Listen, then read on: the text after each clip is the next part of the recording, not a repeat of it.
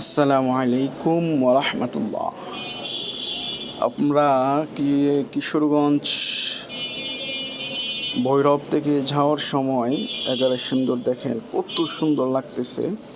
মনে হয় যে অজগর সাপ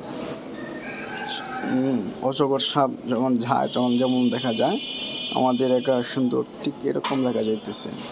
অসাধারণ একটা দৃশ্য।